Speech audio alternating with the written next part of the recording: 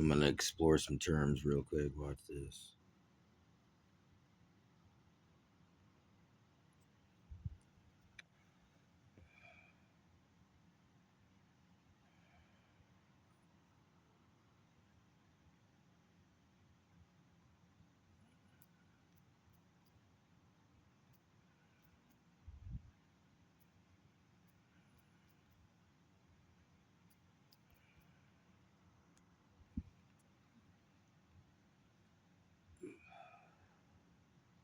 Enmeshment is psychological dynamic where personal boundaries are blurred. People become overly intertwined in each other's emotional lives. In identity, privacy, independent decision making are lost. One person's mood crisis may feel like an immediate emergency for everyone else. No boundaries, person, space, privacy, physical boundaries do not exist or treated as a threat. Emotional absorption.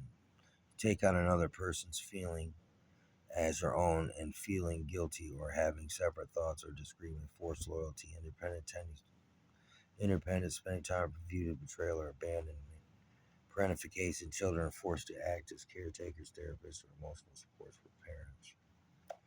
Families, parents rely on children for validation, control of their adult decisions, treat them as extensions of themselves. Romantic partners lose their separate identity, merge completely, or feel responsible for regulating each other's happiness. Friendships demand constant contact, discourage outside relationships, share total emotional dependency.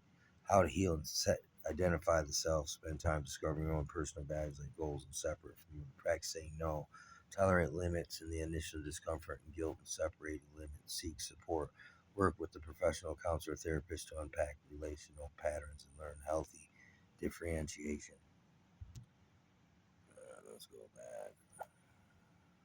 So let's try emotional incest.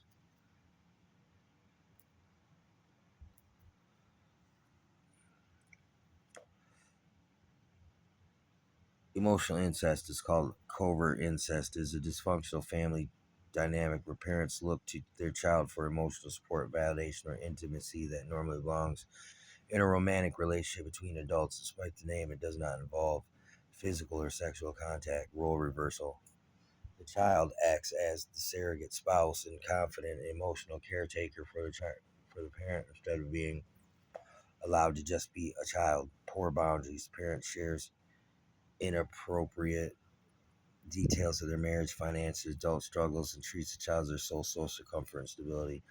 Unconscious behavior. Parents may not realize that they are causing harm, often view as an unhealthy closeness as a sign of special or very loyal relationship.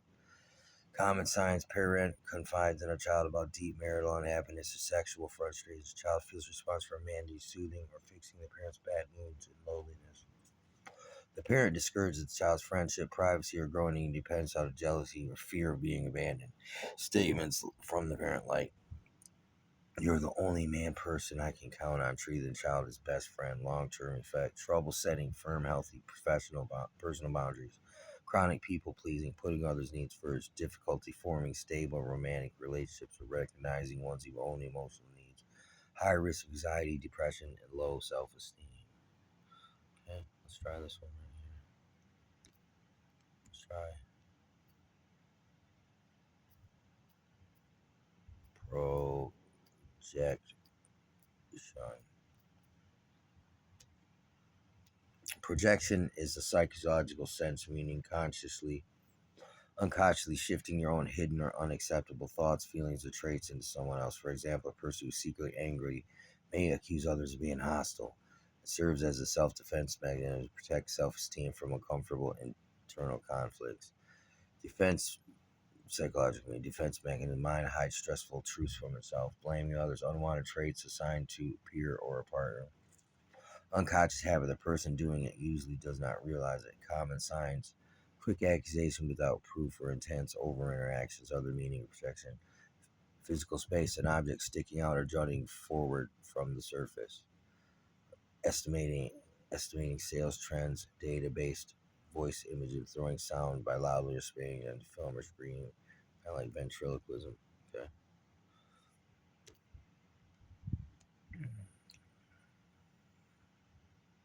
See what deflecting means. Deflecting means to turn or steer away from course of action or attack. In everyday communication and psychology, it's a defense mechanism where a person avoids blame, criticism, or comfortable feelings by shifting focus, changing subject to pointing the finger at someone else. Physical main cause to change direction after hitting it, shield bouncing off fast moving on. Conversation to dodge a direct question or avoid answering the hard truth. Psychological to protect ego from guilt or shame by redirecting accountability onto another person. Common signs like bringing up totally different topic when a mistake is pointed out, changing the subject, counterattacking, responding to feedback with, well, you do it too, using humor, making a joke to diffuse the tension instead of answering seriously, blame shifting, saying it's not my fault, it's theirs to escape the penalty or uncomfortable talk.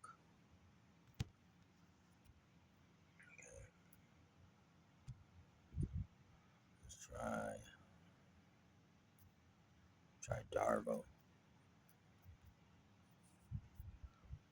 Darvo was a manipulative tactic used by perpetrators to evade accountability when confronted with the wrongdoing, coined by the psychological Dr. Jennifer Freyd in the 90s. And the acronym stands for deny, attack, reverse, victim, and offender. Instead of addressing the issue, the offender turns the tables, makes himself look like the true victim. Most users on Reddit agree the pattern is essential for identifying pathological abuse. Deny. The offender flatly denies the harm behavior that or event or ever took place. Attack. The offender attacks the person doing the confronting, insulting memory or motives. You're crazy, dramatic, or a liar. Reverse victim or the offender claims that they're the actual victim of the situation while framing the other person was originally hurt as a malicious attacker. Common example that never happened. You are making this things up to me, ruin me. I can't believe you would accuse me of that after everything I do for you. You're so toxic and abusive to me. Playing victim to gain sympathy for friends or family authority effectively silence the actual victim. Mental health. Victims often experience confusion, self-doubt, chronic anxiety, depression, increased self-blame, how to handle it, stay grounded in the facts, refuse to get dragged into defending your character and redirecting the conversation back to the original issue can help disarm the tactic. Let's go.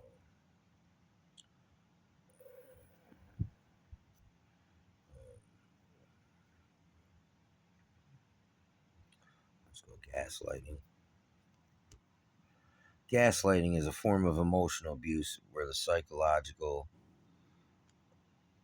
manipulation where a person makes you doubt your own memory, judgment, or reality. The goal of the manipulator is to gain power and control over you, as the term comes from an old play in a movie called Gaslight, where the husband tricks his wife into thinking she's losing her mind. Comments are denying the truth. Person flatly denies things said or did, even when you have proof. Trivializing feelings. They tell you that you are too sensitive, dramatic, crazy when you react to their behavior. They change how events happen to make it seem as if you are at fault or remember things the worst. Isolation, doubt. Over time, you stop trusting your own instincts and depend on completely on them to define what is real. Romantic. Partly slowly erode your confidence so you feel trapped or independent. Workplace. A boss coworker denies giving you specific instructions or blames you for mistakes they made. Family or friends. Relatives deny past hurtful behavior, turns others against you by saying you are unstable. Okay, let's go. Let's go. Flying monkey.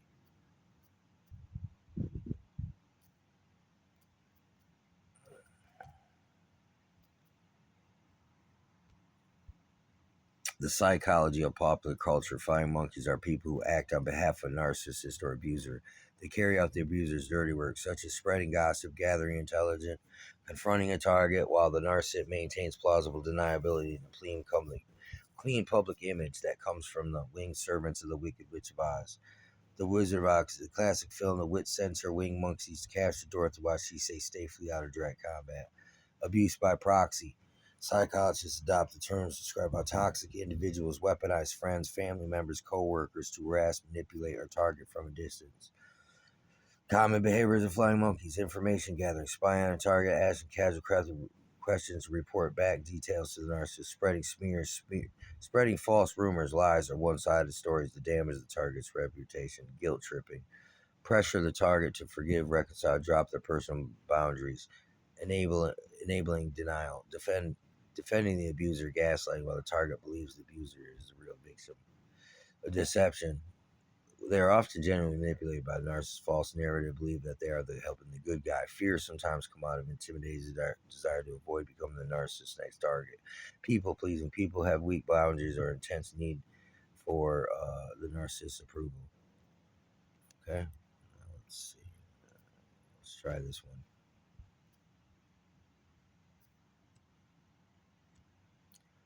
Reverse discard. Reverse discard is a manipulative tactic where a person secretly wants to enter but intentionally mistreats or neglects their partner to force the partner to break up with them instead. This avoids accountability, letting the manipulator play the victim and control the narrative.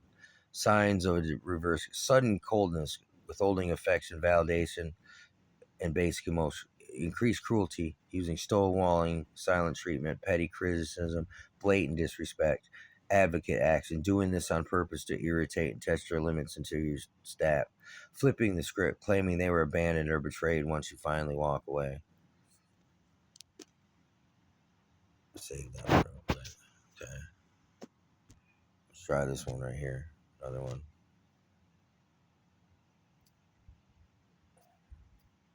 Reactive abuse.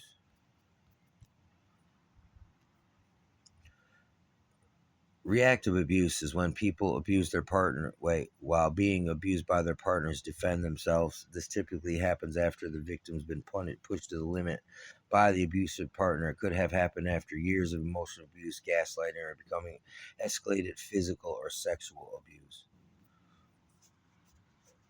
All right, I'm gonna cut it there, man. Just getting some freaking. Just gonna go ahead and do some study and some repetition on some narc abuse terminology.